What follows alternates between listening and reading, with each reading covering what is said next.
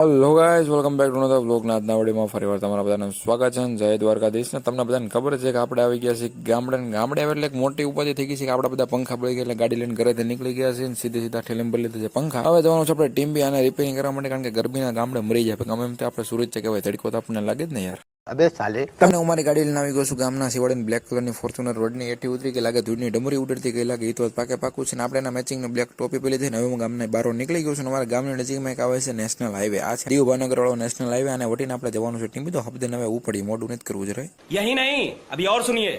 અને ભાઈ આપણું ડિલક્સ દુકાનની એક્ઝેક્ટ સામો પાર્ક કરી નાખ્યું છે. દુકાનની અંદર આપણે આવી ગયા. લાળ પીળી દુકાનની અંદર એટલી લેટું થઈને કે તમે વાત ન પૂછો. ગમે એમ તો ભાઈ દિવાળી છે એટલે ડેકોરેશન તો એક નંબર કર્યું. ગામ વેટામાં તો આપણે આખું ધૂળથી ભરાઈ ગઈ છે, પણ એ તો બધું ઠીક છે. આપણે પંખા આપણે બાજુમાં પડ્યા છે. પંખાનો આખો કોથળો ભરીને લેવા છે. લાગે છે દિવાળીનો પગાર પંખા રિપેરિંગ કરવામાં જોઈએ, કારણ કે એક ગદના બધા પંખા પડી જાય છે. લાંબી ના કરી દીધા બસ હવા નીકળ ગઈ. માતાજીની દયાથી એક પંખો આપણો કમ્પ્લીટ હાજો નીકળો, સર્વિસ કરાવી એટલે ઓકે થઈ ગયો છે. એક પંખો છે એ બળી ગયો છે, એક પંખો ખોલે છે, અને બીજા બે પંખા આપણે કાલે રિપેરિંગ કરવા માટે આપી ગયા હતા. એ પંખા કમ્પ્લીટ બંધ થઈને આવી ગયા છે, એ બે બળી ગયા હતા. એટલે હવે એને ખાલી પેક કરવાનું છે એટલું, એટલે ઓકે છે. બાકી આ પંખાને પાખી આપણું પડ્યું છે. આ પંખો તો બીજાનો છે. પેક થઈ જાય એટલે સીધો હિસાબ કરીને ઘર પેકિંગ થઈ જવાનું છે, કારણ કે થાકી જાય. 2 કલાકથી બેઠા છે દુકાન.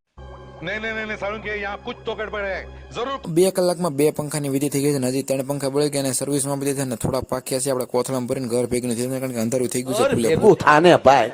આ છે અમારા ગામનો રસ્તો. અત્યારે એટલું અંધારું છે, સામેથી ગાડી આવી આપણને દેખાતી છે ને, એટલે હબદન ઘરે પહોંચે તો ભૂલથી અંદર એમાં સામે આવશે ને આપણને ગાઢ મોકળા થઈ જવાનું છે. ને એમાં જો હાવજ કે દીપડો આમાં મળી ગયો તો લાંબી ના કરી દેવાનું છે. એક બધું રસ્તો આપણને નથી, અંધારું છે એટલે કઈ દેખાય નહીં. એટલે હબદન ઘેર પહોંચી જાય. આજના વિડીયો માટે એટલું જ. મળી બીજા વિડીયો.